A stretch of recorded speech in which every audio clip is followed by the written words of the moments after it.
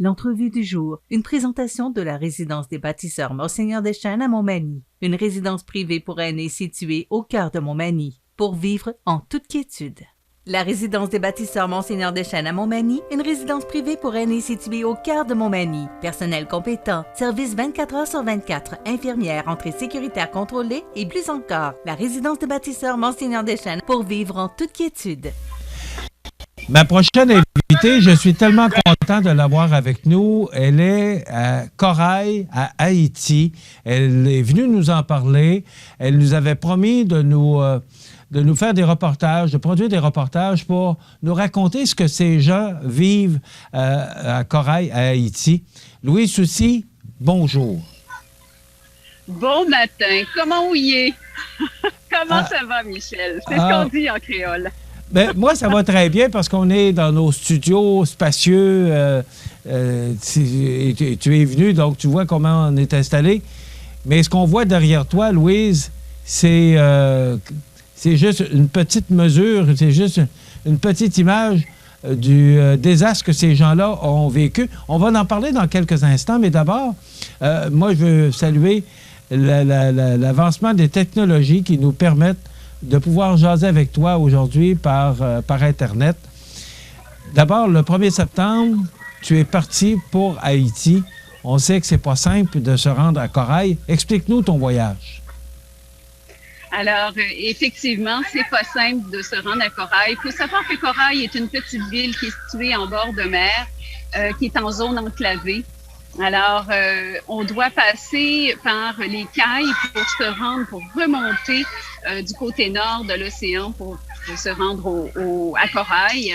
Alors, la route est très difficile et bien sûr, on doit sortir de Port-au-Prince et circuler dans les zones comme Marc-Pistan qui est extrêmement dangereuse là actuellement.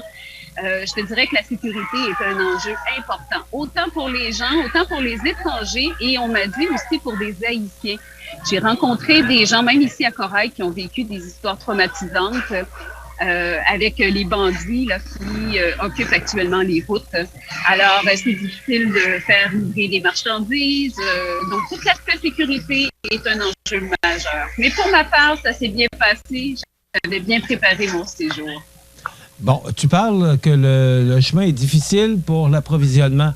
Est-ce qu'on réussit à s'approvisionner? D'abord, c'est quoi la distance entre Port-au-Prince et Corail? Bien, écoute, nous, ici, la distance, elle n'est pas en kilomètres, elle est en temps. Alors, je te dirais que c'est environ 400 kilomètres, là, à peu près, mais ça peut prendre plus d'une journée pour s'y rendre. Alors, donc, tout est relatif en Haïti. On n'a pas les mêmes unités de mesure qu'au Québec. Alors, la portion de route qui est plus difficile, c'est entre les cailles et Corail, donc pour se rendre à la ville même, là. Disons que c'est un peu plus périlleux. Bon. Et l'approvisionnement pour les gens de Corail, parce qu'on s'approvisionne de Port-au-Prince? Oui, principalement Port-au-Prince, Jérémie, les Cailles, ce sont les 3 grandes villes qu'on a autour de nous. Il faut savoir qu'actuellement, à Jérémie, le pont est tombé. Alors, en fait, il n'est pas tombé, mais il est brisé. Alors, les camions ne peuvent pas circuler, donc c'est difficile d'évacuer les marchandises pour les faire sortir de la ville. Donc, il nous reste principalement les Cailles, qui est à environ une centaine de kilomètres, 150 kilomètres d'ici. Donc, quand ça va bien, 2h30 de route, mais sinon, ça peut prendre plus d'une demi-journée. Et sinon, c'est Port-au-Prince avec toutes les complications qu'on connaît. Alors, on est vraiment isolé, on est enclavé, donc l'approvisionnement est plus difficile. J'ai parlé avec des gens, Michel, de la cellule de crise d'Haïti. Et on me partageait, entre autres, le commandant en chef me partageait que la zone de Corail est cotée zone 3 en termes de danger. Alors, ça ajoute un petit peu de défi là, pour l'approvisionnement. On doit sécuriser les convois d'une façon importante. Certains me rapportent que les incidents ont été isolés, mais évidemment, les convois se font rares, donc ce qui a aussi un impact là, sur le nombre d'incidents. Louise, tu es arrivée le 2 septembre, si j'ai bien compris. Ça prend une journée pour partir de Port-au-Prince et se rendre à Corail. Qu'est-ce que tu fais comme travail depuis que tu es sur place? Dans les faits, je suis arrivée par magie le 1er au soir à Corail. Alors, dès le 2 au matin, j'étais sur le terrain, et même le soir à mon arrivée. Mon travail consiste tout d'abord à des observations. Alors, j'ai fait évidemment le tour de la ville. J'ai rencontré les gens clés, le magistrat, le père Joël Azor. On sait que la religion est très importante dans la communauté. Alors, le curé est aussi un notable important. J'ai rencontré Monseigneur aussi, qui dirige tout le diocèse. J'ai rencontré les gens de la direction civile. Alors, beaucoup de gens pour bien saisir la situation et rencontrer beaucoup de gens dans la rue pour noter évidemment les besoins et les observations, faire des constats. Ça a été la première partie de mon travail dans les premiers jours. Je suis aussi partie à moto pour visiter la commune de Corail, pour bien situer notre problématique à Corail versus l'environnement autour. Et dans un deuxième temps, Michel, bien, et là je suis rendue là, c'est l'évaluation des dégâts. Donc, on fait les soumissions, on travaille avec les ingénieurs, avec les boss. Évidemment, ce sont des gens haïtiens, ce sont des gens locaux. On travaille avec les gens de la place pour planifier la reconstruction et on voit bien sûr à répondre aux besoins d'urgence. Alors, j'ai eu l'opportunité par l'entremise d'une fondation d'aller chercher des comparaîtres. Donc, c'est une forme de biscuit santé qui nous permet finalement de nourrir les gens de la ville. Alors, on a ajouté ça au convoi alimentaire qui a été distribué lundi, le 6 septembre. Et par la suite, le mandat va se poursuivre avec l'exécution des travaux. Et c'est sûr que ça va prendre beaucoup de temps. On nous dit ici que déjà le cyclone Matthew de 2016, bon, les travaux n'étaient pas encore terminés, on n'était pas encore relevé de cette situation-là. Ça fait déjà 5 ans, même près de 6 ans. Alors, le tremblement de terre qui est encore pire que le cyclone Matthew, alors on peut s'attendre à des années de reconstruction. Bon, il y a eu le tremblement de terre de 2010, il y a eu celui d'il y a quelques jours, il y a eu également Grace, l'ouragan, qui a aussi fait des dégâts à Corail. Oui, effectivement. L'ouragan Grace qui est passé 2 jours après le séisme. Les dégâts sont surtout psychologiques plus que matériels. Parce que faut savoir qu'il y a plus de 60% des maisons qui sont tombées, qui se sont effondrées. Et ça, je le constate, c'est une réalité. Je te dirais même, c'est probablement plus que ça. Ce qui fait que les gens dorment dans la rue, Michel. Et de constater mes propres yeux, certains se sont fait des petits abris de fortune avec des toiles, avec des vaches, des bouts de tôle. C'est vraiment très rudimentaire et très de base. Alors, ce qui fait que les gens sont soumis aux intempéries de dame nature. J'ai vu des gens aussi dormir sous les décombres de leur maison, à défaut d'avoir d'autres choix. Et la situation n'est pas réglée au niveau du séisme parce que, écoute, on a recensé plus de 1000 séismes en 8 jours, donc depuis le 14 août dernier et encore dernièrement. Même le jour de mon arrivée, le 1er septembre, à Beaumont, on a eu un tremblement de terre, j'y étais, un autre secousse, on appelle ça des secousses ici, et un autre secousse d'une magnitude de 3,2 au Caille et dans l'Inip, donc tout près de Corail. On a encore régulièrement des répliques du tremblement de terre. Alors, ça crée beaucoup d'émoi auprès des gens, beaucoup d'inquiétude et d'insécurité. Alors, ça fait beaucoup d'événements en très peu de temps. Et les gens ont besoin d'un apport d'un soutien psychologique et matériel. On commence par où? Tu disais que tu as rencontré les politiciens, là, mais on commence par quoi? Parce que ce que je comprends, c'est qu'il y a beaucoup d'édifices de toutes sortes là, qui ont été détruits. Alors, c'est quoi la priorité des priorités? Écoute, ça, c'est le plus difficile. Nous, je te dirais, notre situation, notre école est cotée jaune. D'accord? Donc, ce qui fait qu'on a de très grosses fissures, mais les 2 pavillons sont encore debout. Alors ça, pour nous, c'est un avantage. Donc, on va exécuter les travaux et redémarrer les classes ça, c'est une priorité pour les gens de la place. Ça peut paraître bizarre parce qu'on se dit, ils n'ont pas de logement, ils manquent de nourriture, les besoins de base ne sont pas répondus, mais pour la population, la reprise des cours, de débuter l'année scolaire, c'est extrêmement important pour les enfants. On doit leur offrir un environnement où ils vont pouvoir apprendre et en même temps, je te dirais un peu se changer les idées. Donc, on dit ici avoir esprit tranquille. Donc, pour nous, là, c'est la reprise des classes. Donc, on s'affaire à faire les réparations et, bien sûr, acheminer des médicaments. Parce qu'il y a une pénurie, c'est vraiment difficile d'avoir de l'approvisionnement de médicaments ici à Corail, dans toute la commune de Corail, là, donc qui regroupe environ 20 000 personnes. Et dans les autres priorités, je te dirais, c'est l'eau potable. Ça aussi, c'est un problème important.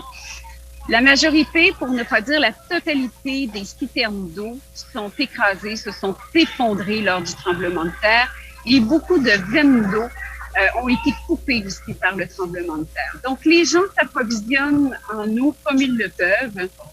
Derrière moi, il y a une source d'eau. Écoute, au Québec, on dit un trou d'eau. Les gens prennent l'eau à même cette source pour bien faire ce dont ils ont besoin. Et c'est comme ça partout en région. Les équipements, s'il y avait des pompes, elles sont brisées. Alors, on doit tout reconstruire, le système hydraulique, le système en approvisionnement et bien sûr traiter l'eau parce que, il y a eu beaucoup de boue et par le fait même, beaucoup de bactéries et de parasites se sont logés là, dans l'eau qui est consommée par les gens. Donc, pour des fins de santé publique, l'eau potable est une priorité extrêmement importante. Et bien sûr, les gens nous partagent aussi leurs besoins au niveau de l'habitation. Ça va de soi. Écoute, c'est des images très fières, Michel.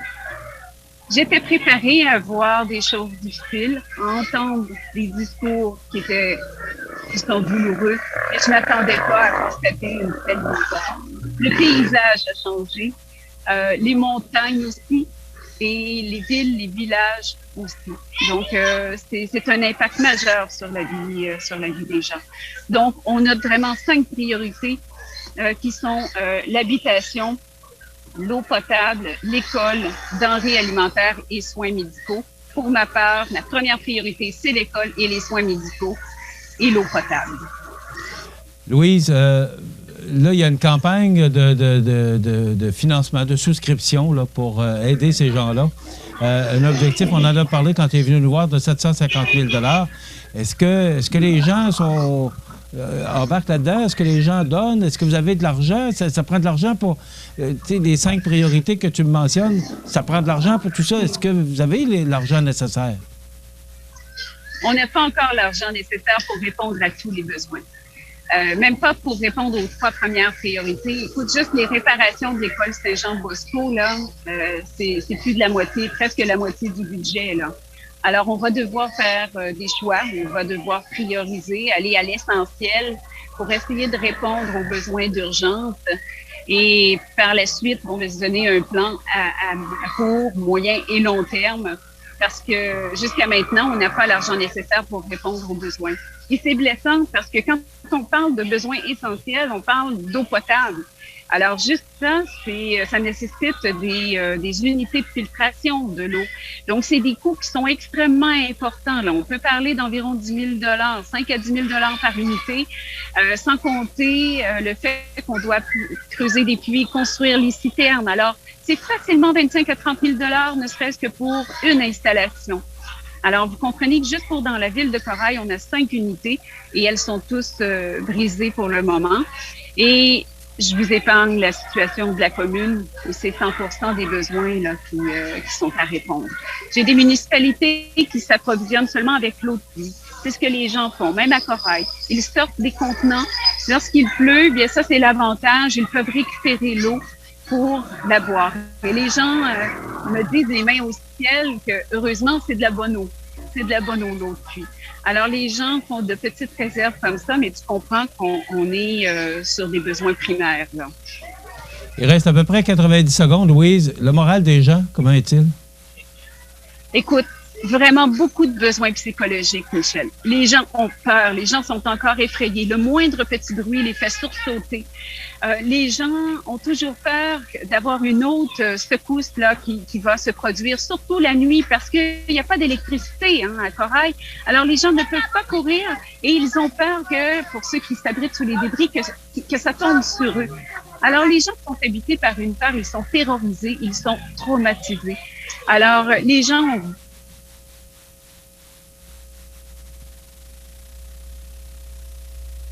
Bon, malheureusement, tout s'est bien déroulé pendant... Il restait une minute, mais là, ben, vous voyez, on a un petit problème technique. On est quand même rendu à Corail, à Haïti.